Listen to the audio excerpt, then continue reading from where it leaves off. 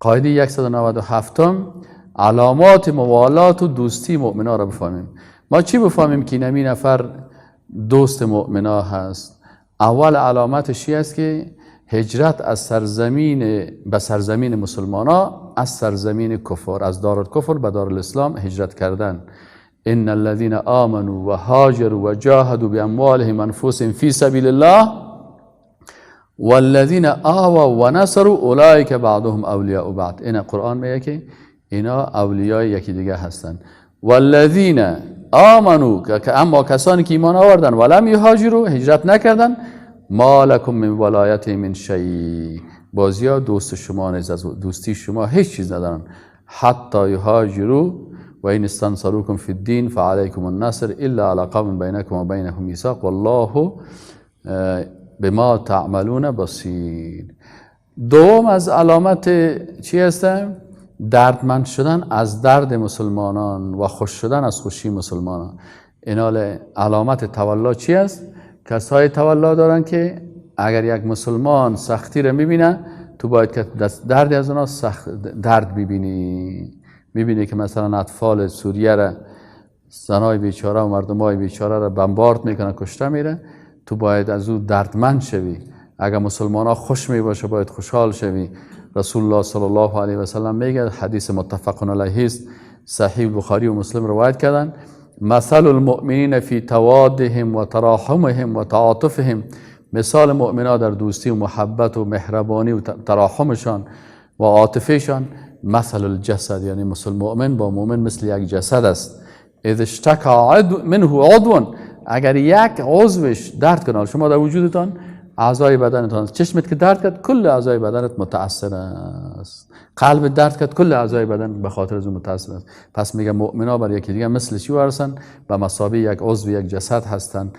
اذا اشتکى من عضو، اگر یک عضو درد میکند، تداعی له سائر الجسد بالسحر والحمى، میگه تمام اعضای بدن سحر میکنن تا صبح، کلش خونه میکنه. مریض که باشی، یک تکلیف که داشته باشی، معده درد میکنه، چشمت هم کتش بیدار است، دلت هم کتش بیدار است، قلبت هم کتش بیدار است، تمام اعضای بدنت. دیگه میگه انسان مؤمن که است و همچنان کل وجود تعو می داشته باشه. مسلمان هم وقتی که دید که یک مسلمان دیگه در درد و رنج است، این هم قطع امرای از اونا در رنجشان شریک می باشه. سوم علامت تولاک است نصیحت برای مؤمنان و دوستی خیر برایشان و عدم فریبکاری با آنان. یعنی یکی از علامت دوستی و تولا با مؤمنان چی است؟ که برای مؤمنان نصیحت میکنی، برشان نصیحت میکنی و فریبکاری و غلطی نمیکنی و حسادت کتشان نمیکنی. در حدیث شریف چی میگه؟ میگه عن انس رضی الله عنه، انس رضی الله عنه میگه که نبی صلی الله علیه و سلم قال، میگه رسول الله صلی الله علیه و سلم گفت که لا تباغضوا، بغض نکنین شما مؤمنان بین یکی دیگه تان، بغض نداشته باشین. ولا تحاسدوا، و حسادت نکنین، یکیتون حسادت نکنین. ولا تدابروا، یک مؤمن دیگر که میبینه پشت خدا به او دور نده که کتش سلام علیکی نکنه. ولا تقاطعوا، قطع نکنین، قطع رابطه نکنین کت مؤمنین. و کونوا عباد الله اخوانا، لا تباغضوا ولا تحاسدوا ولا تدابروا ولا تقاطعوا، کلش حرام است خط یک مؤمن. و کونوا عباد الله اخوانا، بین هم برادرها باشین، بنده های الله و برادر.